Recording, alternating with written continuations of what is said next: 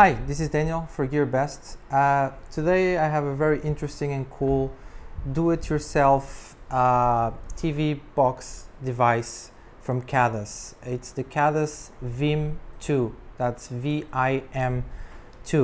It's a very interesting new box of its kind, so I'm just going to show you guys. I'm going to unbox the actual device and then I'm going to go through all the details and all the specifications about it. Okay, so let's have a look. It comes packed in a small but very neat and elegant box, kind of shaped like a book. I have a little sheath here. I'm gonna open the plastic. Bear with me for a second. Okay, I'm gonna throw this here. So yeah, this is the name, Khadas. When you open it, there you have it. It comes packed, as I said, like a book. You can immediately see there's a USB cable included with actually branded from Khadas as well, which is pretty nice. And the actual box is right here. I'm gonna try to remove it. Yeah, very robust, very solid. That's for the packaging. It's small, it's simple, it's efficient. That's all you want. And it has some specifications here about the actual box, and in the back it has the model. In this case it's a Pro. It comes available in 3 models: Basic, Pro and Max. We're gonna go through that later, but obviously the Max has higher specifications than the basic one. Okay, so this is the VIM2 Khadas box. The first thing you notice once you get it in your hands is the ports on the side. They're all on the same side. You see as well the interior, the hardware, the processor and the memory and all the chipsets inside. So you have 2 USB ports, you have one Type-C USB port, you have the HDMI and the Ethernet port as well. Immediately visible, you have 3 function buttons right here, which I will talk about later. You have a GPIO 40-pin expandable socket right here, which is really the standout for this Khadas box, but again, I'll talk about those details later. And once you look at it, you can very easily spot the CPU. It has an octa-core CPU. You can spot DDR4 RAM chipsets, which has 4, 2 in the back, 2 in the front, for a total of 3 GB of RAM. You can see the storage, the eMMC flash memory, in this case for 32 GB. And you can very easily see as well the Wi-Fi and Bluetooth module right there in the corner. Now for all the other details, all the more tiny hardware specifications, I'm just gonna open this box up and show you just the actual chipset on its whole. Okay, so now about the more detailed pieces of hardware we can find in the VIM2. Again, you can easily spot the CPU right here, the octa-core. You can see the storage, the eMMC Samsung storage right here, in this case 32 GB. You can see the RAM, DDR4 RAM on the back, and on the front 4 chipsets for a total of 3 GB of RAM, in this case, in this model, which is a Pro model. You can easily spot the Wi-Fi and the Bluetooth module right here.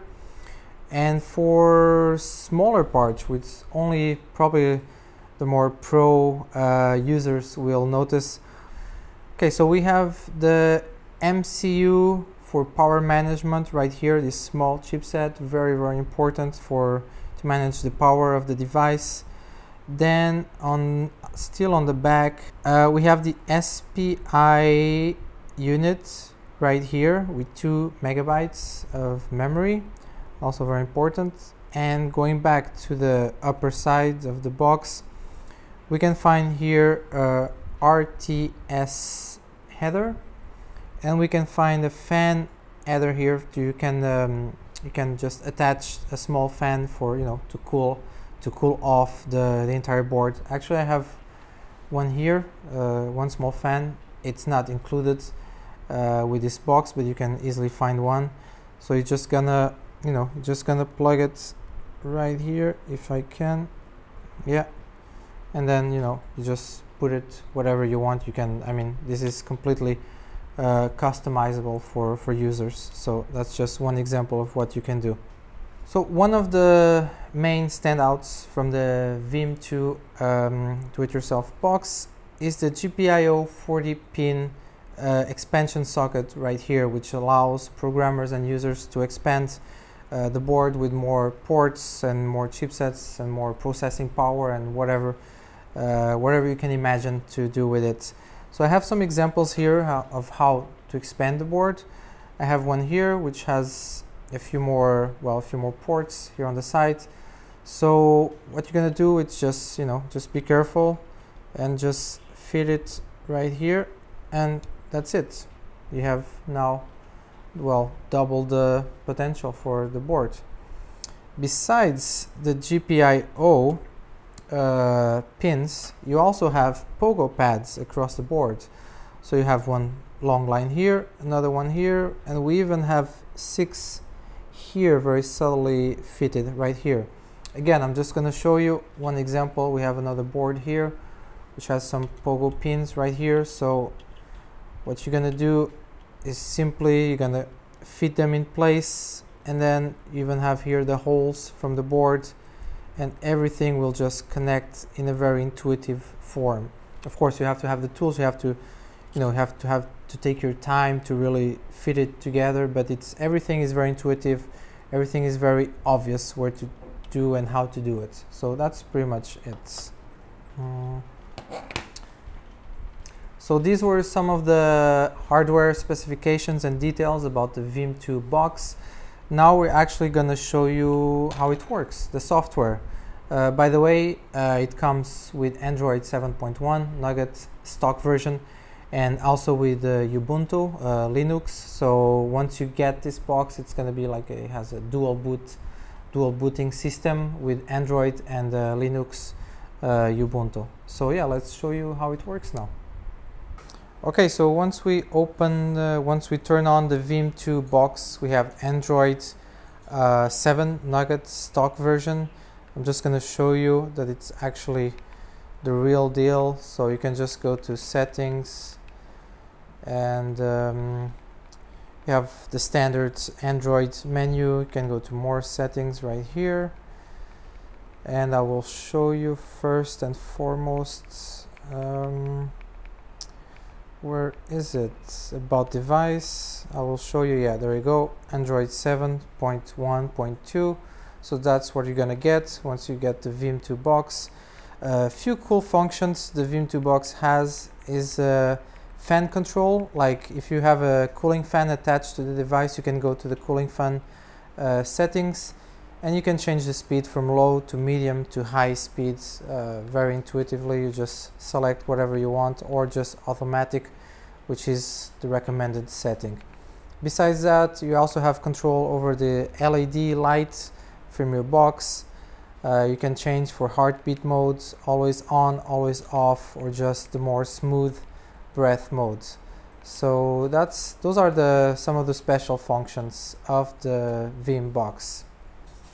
Okay, so the Vim2 box has a cool custom-made bootloader, which is the KBI, Khadas bootloader instructions, where among many things the programmer, the user, can set up the device to turn itself on and off through a remote controller, as we're gonna see next.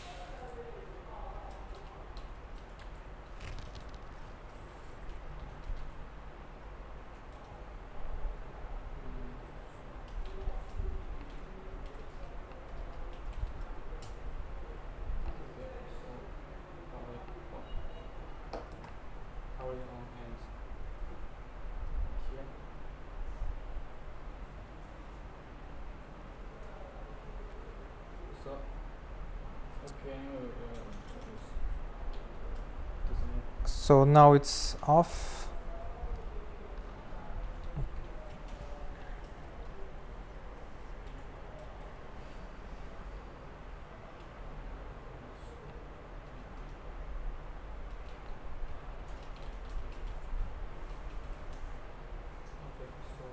Now it's in standby with the voltage very low, and as soon as we turn it back on, yeah, I cannot turn on with a remote. So besides that, there's another function, the double OL, which allows you to turn it back on and off remotely through your computer or also through an app on your phone, which is what we're going to see next.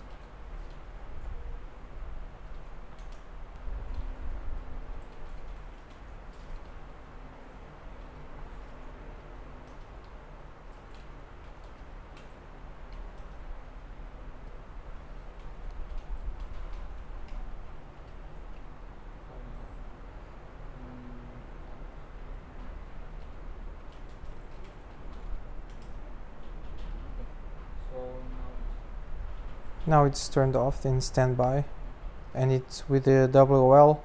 You can turn it on remotely through a computer or through a smartphone as well. And now it's on through the computer.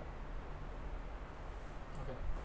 So the Vim2 box can also be powered on by booting the operative system of Ubuntu from Linux, and this is what we're seeing right now.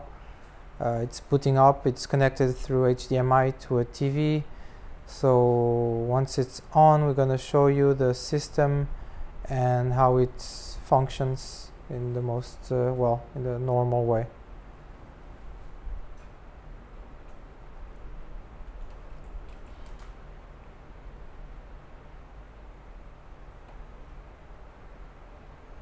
So this is Ubuntu Mate. Immediately you can connect the Wi-Fi. We have a Wi-Fi connection. Have the normal files folders and the browser on top where we can open the internet. So you have this option or the option to use Android system. So that's pretty much it.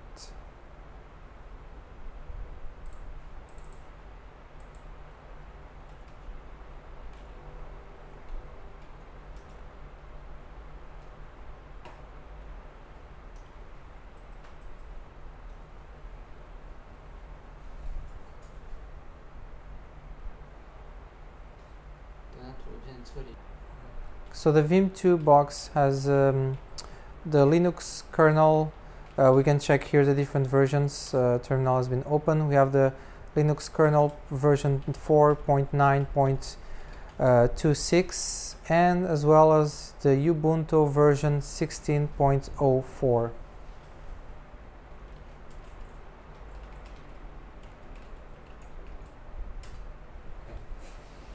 Yeah, cool.